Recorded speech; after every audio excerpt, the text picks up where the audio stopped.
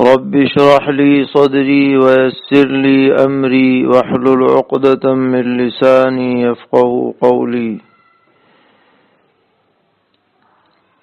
دینی رہنمائی کی 13ویں مجلس میں سبھی سامعین کرام کی خدمت میں سلام مسنون۔ السلام علیکم ورحمۃ اللہ وبرکاتہ عرض ہے۔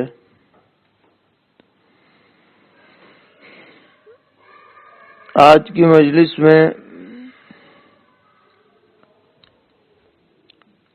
ایک اہم سوال یہ کیا گیا ہے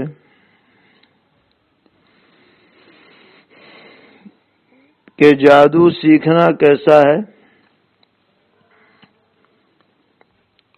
اور جادو کی حقیقت کیا ہے۔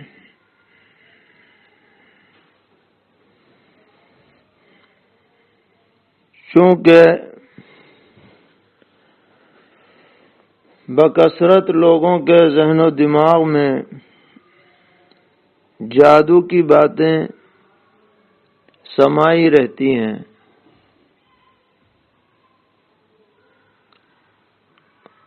اور کچھ لوگوں کو تو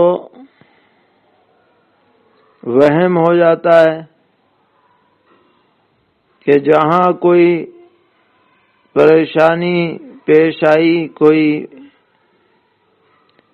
جسمانی بیماری ہوئی یا کوئی کاروبار میں گھاٹا ہوا، نقصان ہوا،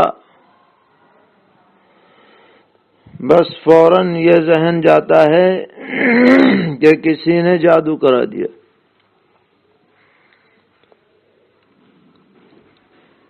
تو اس لیے شریعت کی نظر میں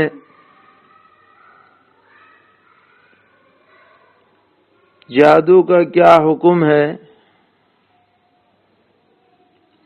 اور جادو کی حقیقت ہے یا نہیں، اس بارے میں مختصر بات عرض کرنی ہے۔ تو پہلی بات تو یہ سمجھیے کہ جادو اپنے اندر ایک حقیقت رکھتا ہے،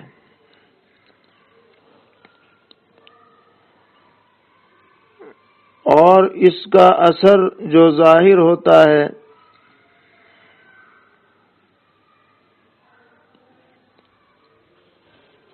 اس کے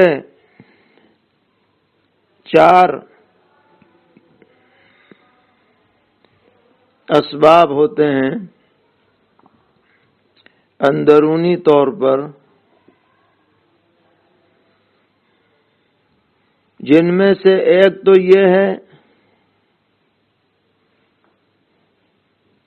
کہ کچھ شرکیہ یا غیر مفہوم المعنی کلمات ادا کر کے اور اپنا تخیل یکجا کر کے جادوگر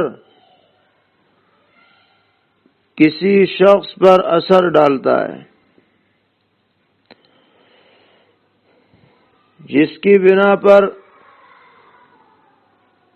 اس کے دل کی کیفیت بدل جاتی ہے۔ مثلا کسی کے متعلق نفرت پیدا ہو جاتی ہے، یا کسی سے بے انتہا رغبت ہو جاتی ہے، یا کسی کام سے دل ہٹ جاتا ہے، یا کسی کام کی طرف مائل ہو جاتا ہے، تو وہ جنتر منتر کچھ پڑھے جاتے ہیں اور خیال جمایا جاتا ہے، جس کا یہ اثر ظاہر ہوتا ہے۔ دوسری صورت یہ ہوتی ہے کہ جادو کے اثرات سے نظر بندی کر دی جاتی ہے، کہ چیز کچھ ہوتی ہے، نظر کچھ آتی ہے۔ اس کو مسمر اعظم بھی کہتے ہیں۔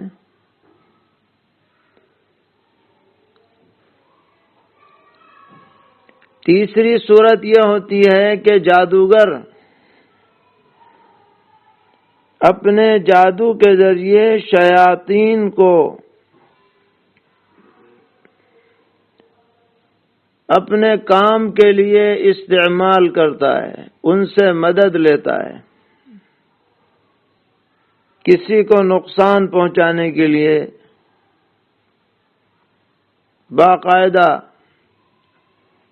ان سے رابطے قائم کیے جاتے ہیں جادو کے ذریعے۔ اور چوتھی چیز یہ بتلائی گئی کہ جو ستاروں کی گردش ہے، فلاں ستارہ نکلے گا تو یہ اثر ظاہر ہوگا، فلاں ستارہ ڈوبے گا تو دنیا میں اس کا یہ اثر مرتب ہوگا، اس سے نقشہ بنا کر کے اور خبریں دی جاتی ہیں، جیسا کہ جیوتشی لوگ کرتے ہیں۔ تو یہ سب فی الجملہ جادو کی شکلیں ہیں جو دنیا میں رائج ہیں، اور ان کا انکار نہیں کیا جا سکتا، ان کی ایک حقیقت ہے۔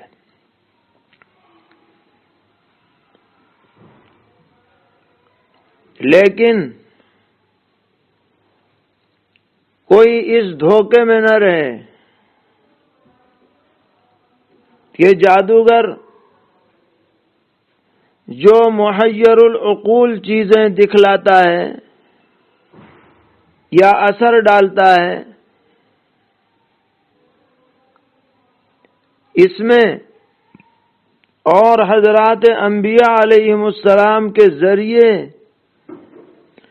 جو خلاف عادت بطور خرق عادت جو نشانیاں پیش کی گئیں، یہ دونوں ایک درجے میں کہ وہ بھی خلاف عادت ہیں، یہ بھی خلاف عادت ہیں، یہ دونوں ایک نہیں ہیں۔ انبیاء علیہم السلام کے ذریعے جو خلاف عادت باتیں ظاہر ہوتی ہیں ان کو معجزہ کہا جاتا ہے، اور معجزہ پیش کرنے پر نبی خود قادر نہیں ہوتا ہے، بلکہ وہ اللہ تعالیٰ کے حکم کے تابع ہوتا ہے۔ اللہ تعالیٰ کا حکم ہوگا تو وہ نشانی اس سے صادر ہوگی، حکم نہیں ہوگا تو نبی اپنی طرف سے کوئی نشانی پیش نہیں کر سکتا۔ جبکہ جادوگر جو جادو دکھلاتا ہے وہ اپنے فن کی کاریگری کا اظہار کرتا ہے، وہ خود اسے پیش کر سکتا ہے، بار بار پیش کر سکتا ہے، مختلف جادوگر بیک وقت اس کو پیش کر سکتے ہیں، اس کی مثال دوسری جگہ بھی پائی جا سکتی ہے، جبکہ معجزے کی مثال دوسری جگہ نہیں پائی جا سکتی۔ اسی فرق کو ظاہر کرنے کے لیے اللہ تبارک و تعالی نے اپنی حکمت و مصلحت سے حضرت موسیٰ علی نبینا وعلیہ الصلاۃ والسلام کو نشانی عطا کی عصائے موسوی کی شکل میں، اور پھر ایسے اسباب بنے کہ تمام جادوگروں سے ان کا مقابلہ ہوا، اور جادوگروں نے جمع ہو کر کے اپنے بہتر سے بہتر جادو کا مظاہرہ کیا کہ پورے میدان میں رسی ڈنڈے ڈال کر کے نظر بندی کر دی کہ سب لوگ ان رسی ڈنڈوں کو یہ سمجھنے لگے کہ یہ سانپ ہیں جو حرکت کر رہے ہیں، تالیاں بجا دیں اور واہ واہی ہونے لگی۔ لیکن جب حضرت موسیٰ علی نبینا وعلیہ الصلاۃ والسلام نے اللہ کی نشانی اللہ کے حکم سے ڈالی، وہ عصا ڈالا، میدان میں فَأَلْقَى عَصَاهُ فَإِذَا هِيَ تَلْقَفُ مَا يَأْفِكُونَ، اس عصا نے سانپ بن کر جو دھوکہ اور فریب کیا تھا، ڈرامہ رچایا تھا جادوگروں نے، ان سب کے تار و پود کو اس اژدہے نے بکھیر کر کے رکھ دیا۔ جادوگر یقین کر بیٹھے کہ ان کے پاس جو طاقت ہے وہ خدائی طاقت ہے، ہم سب مل کر کے بھی ان کا مقابلہ نہیں کر سکتے، اسی لیے سب ایمان لے آئے۔ تو جادو جادو ہے، معجزہ معجزہ ہے، کوئی دھوکے میں نہ رہے، اس لیے اللہ تعالی نے اتمام حجت فرما دیا۔ اور یہ جادو کے اثرات انسانی بدن پر اسی طریقے پر پڑتے ہیں جیسے کہ اور دیگر بیماریوں کے اثرات پڑتے ہیں۔ جیسے کوئی بخار میں مبتلا ہوتا ہے، کوئی کھانسی میں مبتلا ہوتا ہے، کوئی اور کسی تکلیف میں مبتلا ہوتا ہے، ایسے ہی ایک عارض جادو بھی ہے۔ اسی لیے جادو کا اثر برے لوگوں پر بھی ہو سکتا ہے، نیک لوگوں پر بھی ہو سکتا ہے۔ سرور عالم حضرت محمد مصطفیٰ صلی اللہ تعالی علیہ وسلم سے بڑھ کر کائنات میں نیک اور کون ہو سکتا ہے؟ لیکن آپ پر بھی جادو کرایا گیا۔ ایک منافق یہودیوں کا کاسا لیس تھا، لبید ابن العاصم، خبیث ملعون، اس نے آپ پر جادو کرایا تو آپ کی طبیعت میں عجیب ایک کیفیت پیدا ہوئی کہ ایک کام کرنے کا خیال آتا لیکن وہ کام کیا ہوا ہوتا نہیں تھا، تو طبیعت میں بشاشت نہیں رہتی تھی۔ تو پھر آپ کو دکھایا سبسکرائب کریں ہمارا چینل التذکیر اور ویڈیو کو سب سے پہلے دیکھنے کے لیے دبائیں بیل آئیکن۔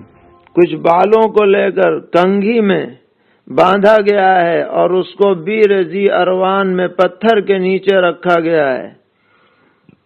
چنانچہ آپ نے اس چیز کو نکلوایا اور قل اعوذ برب الفلق قل اعوذ برب الناس، یہ 11 آیتیں نازل ہوئیں، اور اس کے اندر بھی جو جادو کیا گیا تھا 11 گرہیں لگائی گئی تھیں۔ ایک ایک آیت آپ پڑھتے رہے، گرہ کھولتے رہے تو فرمایا ایسا ہو گیا جیسے کسی نے باندھ رکھا تھا بدن کو، وہ کھول دیا گیا۔ تو جادو کی حقیقت ہے، مگر یہ نبی اکرم علیہ الصلوۃ والسلام نے فرمایا کہ جو دنیا میں بہت بڑے گناہ ہیں، اکبر الکبائر، ان گناہوں میں سے ایک گناہ جادو بھی ہے،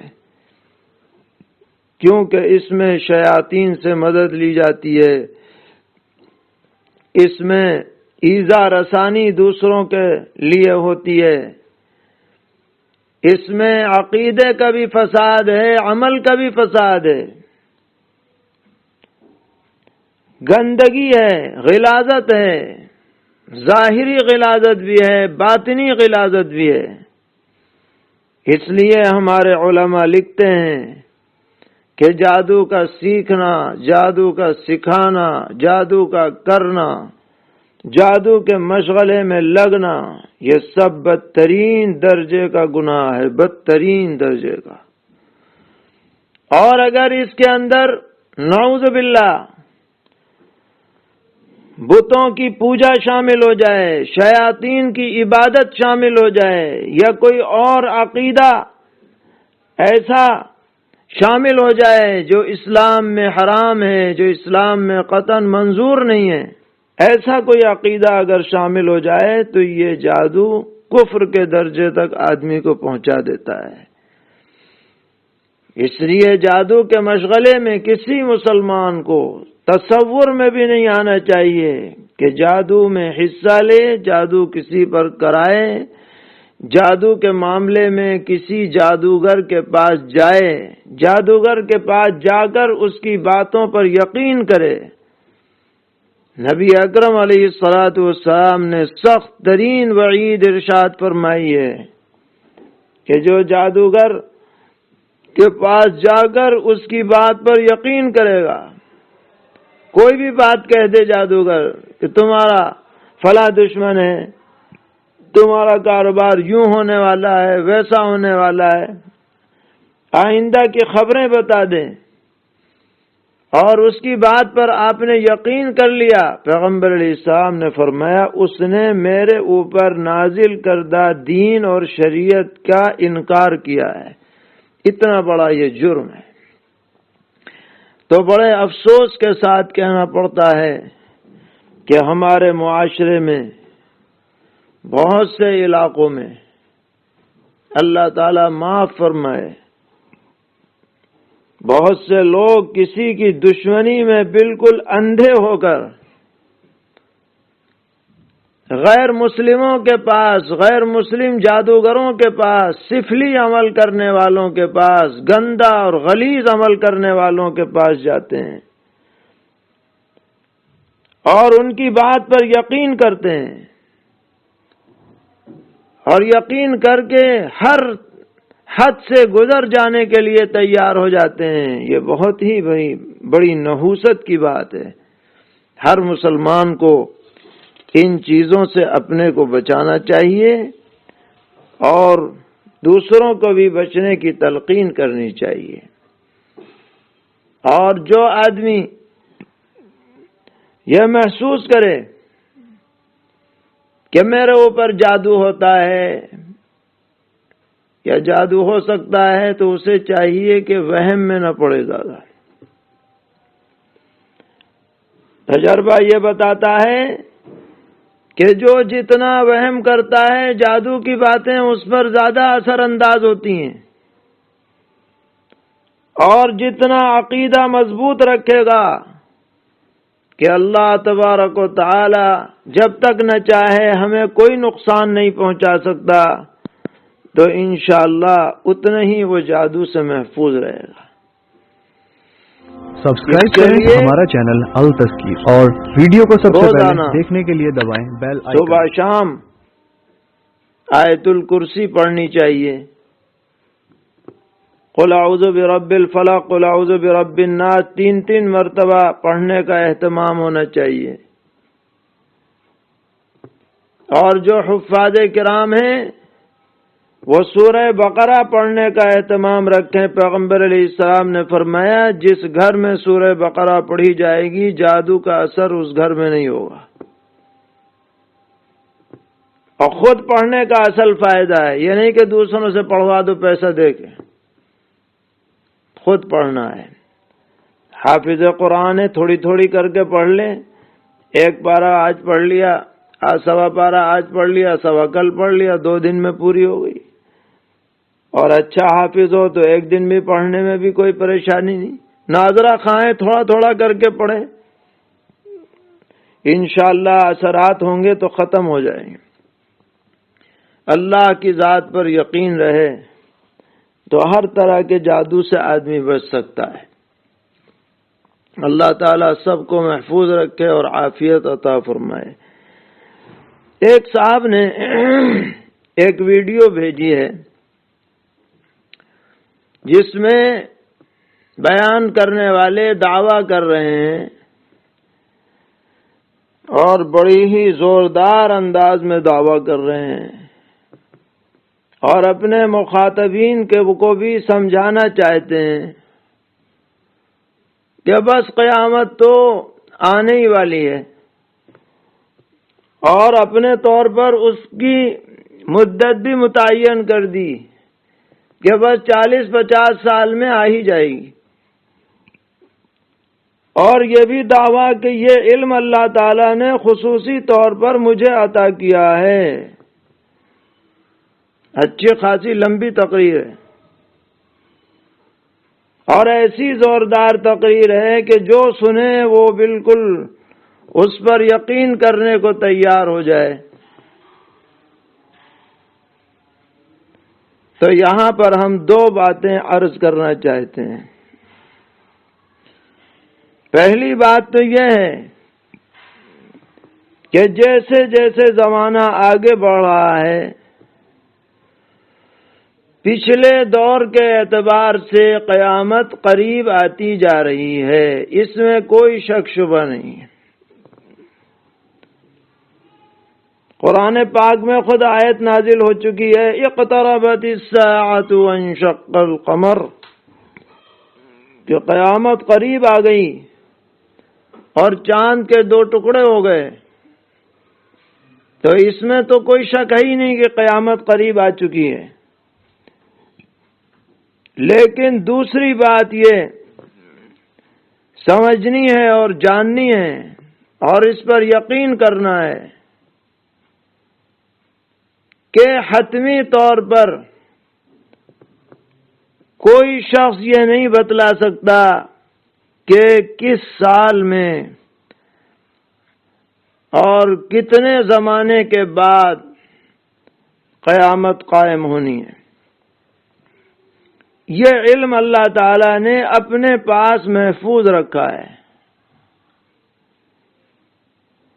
حتیٰ کہ سیدنا حضرت جبرائیل علیہ الصلاۃ نے جب پیغمبر علیہ الصلاۃ سے پوچھا تھا کہ حضرت یہ بتائیے قیامت کب آئے گی، تو آپ نے صاف جواب دے دیا کہ مل مسئول عنہا بعلم من السائل، کہ جس سے پوچھا جا رہا ہے اس بارے میں پوچھنے والے سے زیادہ وہ نہیں جانتے۔ اس کے علاوہ قرآن پاک میں جا بجا اللہ تعالی نے فرمایا ان اللہ عندہ علم الساعہ، قیامت کب آئے گی اس کا علم صرف اللہ کو ہے، نہ کوئی نبی بتلا سکتا ہے نہ ولی بتلا سکتا ہے۔ اور ایک جگہ تو یہ فرمایا لا یجلیہا لوقتہا الا ہو، کہ اللہ تعالی نے کسی کو اس کا وقت ظاہر ہی نہیں کیا کسی کے اوپر کہ وہ کہہ سکے کہ صاحب اتنے سن میں یا اتنے سال میں قیامت آ جائے گی۔ ایسا دعویٰ کرنا بہت بڑی جسارت کی بات ہے۔ جو بات اللہ تعالیٰ نے پیغمبر علیہ السلام کو نہیں بتائی، وہ بعد میں کسی اللہ کے ولی کو کیسے معلوم ہو سکتی ہے؟ اس لیے حتمی طور پر یہ دعویٰ قطعاً قابل قبول نہیں ہے، قابل بھروسہ نہیں ہے۔ ایسی باتوں پر ہرگز دھیان نہیں دینا چاہیے۔ قیامت کب آئے گی اللہ کو پتہ ہے، ہم نہیں جانتے۔ یہ مغیبات میں سے جو سور پھونکنے والا فرشتہ ہے اسے بھی نہیں پتا، وہ بس سور منہ میں لیے ہوئے کان لگائے ہوئے ہے اللہ کے حکم کی طرف کہ کب آرڈر ہو اور کب سور پھونکا جائے۔ اس لیے جو اس طرح کی باتیں پھیلاتے ہیں، لوگوں میں کنفیوژن پیدا کرتے ہیں، ایسے لوگوں کی طرف قطعاً توجہ نہیں دینی ہے۔ اور ہم نے تو اس میں یہ بھی سنا کہ وہ سورج کے مغرب سے نکلنے کی بات بھی کہہ رہے تھے، حالانکہ یہ علامت جب ظاہر ہوگی وہ بہت سی علامتوں کے بعد ظاہر ہونے والی ہے۔ یہ ان 3 علامتوں میں سے ہیں جس کے بعد توبہ کا دروازہ بند ہونے والا ہے۔ اس سے پہلے بہت سی علامتیں ہیں، احادیث میں 10 علامتیں بتائی گئی ہیں جو بالکل قریبی زمانے کی ہیں، بالترتیب پیش آنے والی ہیں۔ ان پر بلا کسی تفصیل کے اور بلا کسی شک اور شبہ کے ایمان لانا ہے، اور اس میں نہیں پڑھنا کہ یہ کب آئے گی اور کیسے آئے گی اور کیا آئے گی۔ اللہ کا نظام ہے، جب بھی آئے گی آ جائے گی۔ ہمیں حکم دیا گیا ہے کہ تم بس تسلیم کرو کہ قیامت آنی ہے، اور اس کا علم اللہ تبارک و تعالی کے پاس ہے۔ اللہ تعالی ہم سب کو کامل ایمان و یقین عطا فرمائے۔ ایک صاحب نے سوال کیا ہے کہ ہم نے اپنے ساتھیوں سے ایک حدیث سن رکھی ہے کہ جب کسی سے دوستی کرو تو اس کا خیال رکھو کہ اگر وہ بعد میں دشمن ہو جائے تو تمہیں نقصان نہ پہنچا سکے، اور کسی سے دشمنی کرو تو بھی اتنی زیادہ نہ کرو کہ اگر وہ بعد میں دوست ہو جائے تو رسوائی نہ ہو۔ تو یہ روایت صحیح ہے یا نہیں ہے اور اس کا مطلب کیا ہے، یہ سوال کیا گیا ہے۔ تو جواب یہ ہے کہ یہ روایت ترمذی شریف میں اور بعض دیگر کتابوں میں موجود ہے، اور خود حضرت امام ترمذی رحمۃ اللہ علیہ نے اس روایت کے آخر میں یہ لکھا ہے کہ اس مضمون کی بات اگرچہ نبی اکرم علیہ الصلاۃ والسلام سے بھی ثابت ہے روایت میں، لیکن یہ حضرت علی کرم اللہ تعالی وجہہ کا مقولہ جس سند سے ثابت ہے وہ زیادہ مضبوط ہے۔ بہرحال روایت ہو یا حضرت علی کرم اللہ تعالی وجہہ کا مقولہ ہو، دونوں صورتوں میں اس روایت میں جو مضمون بیان کیا گیا ہے وہ بڑا ہی پرحکمت ہے، اور وہ پرحکمت اس معنی کا ہے کہ آدمی کو دوستی میں بھی اعتدال میں رہنا چاہیے۔ کسی سے دوستی ہو تو یہ نہ ہو کہ اپنی سب راز کی باتیں اسے سنا دے اور بتا دے، جس کی وجہ سے اگر بعد میں کبھی دشمنی ہو جائے تو وہی دوست سب سے بڑا ہمارے لیے نقصان کا سبب نہ بن جائے۔ اسی طرح اگر کسی سے دشمنی ہے تو دشمنی میں بھی آدمی کو اعتدال میں رہنا چاہیے، ایسا نہ ہو کہ بعد میں اللہ تعالی دونوں میں ملاپ فرما دیں تو پھر آنکھ ملانا مشکل ہو جائے۔ اس لیے دونوں حالتوں میں اعتدال کا دامن تھامے رہیں، یہ بہتر اور اچھی بات ہے، اور اسی میں انجام کے اعتبار سے بھلائی ہے۔ ایک صاحب نے سوال کیا ہے کہ جو لوگ قرآن پاک نہیں پڑھ سکتے تو کیا وہ بسم اللہ کا ختم کر سکتے ہیں؟ یعنی قرآن کھول کر اور ہر لائن پر بسم اللہ پڑھتے رہیں تو کیا انہیں قرآن پڑھنے کا ثواب مل جائے گا؟ تو جواب یہ ہے کہ انہیں صرف بسم اللہ پڑھنے کا ثواب ملے گا، پورا قرآن پڑھنے کا ثواب تو جب ہی ملے گا جب کہ قرآن پڑھا جائے۔ ایک سوال یہ ہے کہ اگر کسی غیر مسلم کا انتقال ہو جائے تو اس کی خبر سن کر انا للہ پڑھ سکتے ہیں یا نہیں؟ ہاں پڑھ سکتے ہیں۔ اور اس کے انتقال میں جا سکتے ہیں یا نہیں؟ ہاں گھر جا سکتے ہیں، تعزیت بھی کر سکتے ہیں اس کے اہل خانہ سے، کوئی حرج کی بات نہیں ہے، البتہ مذہبی رسومات میں شامل نہیں ہونا چاہیے۔ ایک صاحب نے پوچھا ہے کہ مرد کے لیے حج اور عمرے کے علاوہ سر کو پوری طرح منڈانے کا کیا حکم ہے، اور کیا اس کے لیے اپنی بیوی سے اجازت لینی ضروری ہے؟ تو جواب یہ ہے کہ منڈانے کا حکم حج اور عمرے کے علاوہ مباح ہے، یعنی نہ تو ناجائز ہے نہ اسے مسنون کہا جائے گا، بلکہ گنجائش دی جائے گی، جس کو ضرورت ہو تو وہ منڈا بھی سکتا ہے، اور اگر نہ منڈائے تب بھی کوئی حرج نہیں۔ اور اس میں بیوی سے باقاعدہ اجازت لینے کی تو ضرورت نہیں ہے، لیکن اگر اس کی مرضی بھی شامل حال رکھی جائے بطور حسن خلق کے تو اس میں کوئی حرج کی بات بھی نہیں ہے۔ اللہ تعالی ہم سب کو دین پر استقامت عطا فرمائے اور دینی ہدایات پر عمل کی توفیق عطا فرمائے۔ وصلی اللہ تعالی علی خیر خلقہ محمد وآلہ وصحبہ اجمعین برحمتک یا ارحم الراحمین۔